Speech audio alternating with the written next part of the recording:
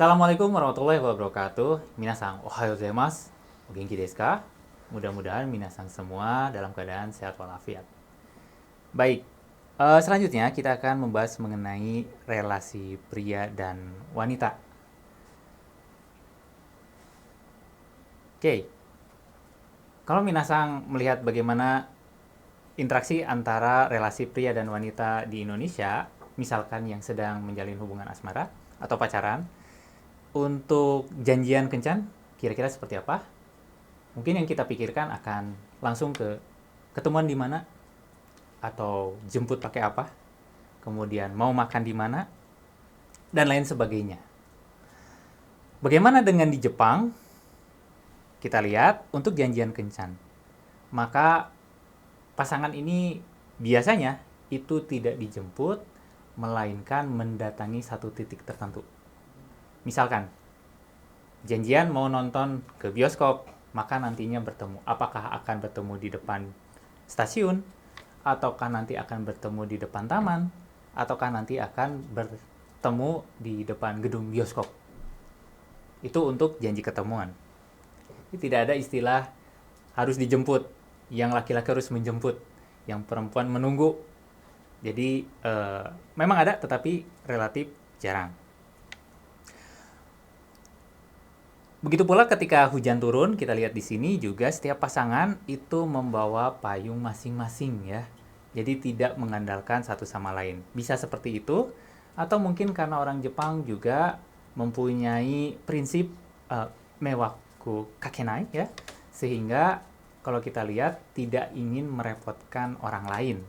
Oleh karenanya, tadi seperti halnya payung, ketika turun hujan, maka pasangan kekasih ini tidak mengandalkan satu saja, tetapi mereka dengan kesadarannya masing-masing itu membawa payungnya masing-masing. Begitu pula ketika makan, memang ada yang membayari, tapi biasanya itu jarang.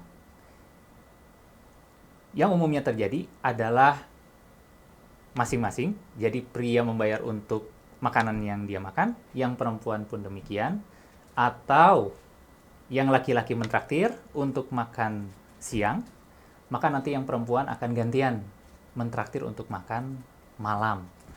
Atau ketika ke bioskop, ketika tiketnya dibayari oleh yang laki-laki, maka sebagai gantinya, misalkan popcornnya nanti dibayarkan oleh yang perempuan. Jadi saling bersinergis ketimbang untuk mengandalkan satu sama lain. Ini juga salah satu bentuk dari kesetaraan yang digaungkan ya antara pria dan wanita di Jepang. Tapi kemudian kalau kita lihat berikutnya mengenai relasi pasangan kekasih di Jepang, kita bisa kaitkan dengan budaya yang ada di Indonesia. Misalkan seks sebelum pacaran. Untuk fenomena ini di Jepang relatif banyak ya. Jadi sudah mulai melakukan seks sebelum pacaran itu adalah hal yang wajar.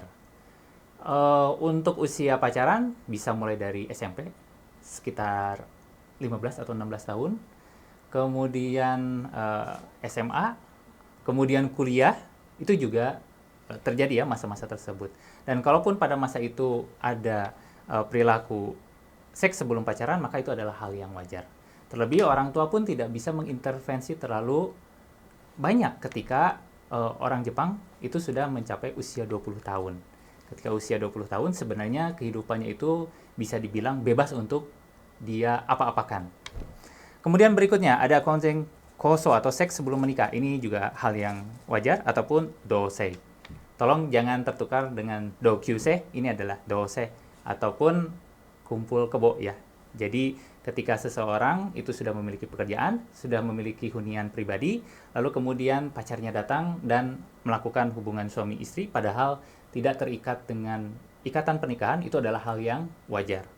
Maka bagi orang Indonesia yang memiliki keyakinan ataupun di agama Islam ya pada khususnya itu tidak boleh seks sebelum menikah, mungkin akan sedikit merasa kaget dengan kenyataan seperti ini, tetapi di Jepang sendiri ini adalah hal yang biasa dan tindakan seperti itu sebenarnya legal ya bagi mereka. Jadi dimaklumi dan hal yang wajar. Terakhir mungkin ada kalanya deki kekong ya, atau married by accident. Ini juga terjadi di sana dan biasanya konsekuensinya dinikahi, kurang lebih seperti itu. Baik, minasang, itu tadi pemaparan mengenai relasi dan wanita, lebih condong kepada hubungan kekasih. Mudah-mudahan kita bisa memetik nilai baiknya dari apa yang tadi sudah saya sampaikan, dan juga untuk nilai-nilai yang kurang baiknya bisa kita sikapi dengan bijak ya, sesuai dengan keilmuan kita masing-masing. Itu yang bisa saya sampaikan. Akhirul kalam, wassalamualaikum warahmatullahi wabarakatuh. Minasang, sayonara.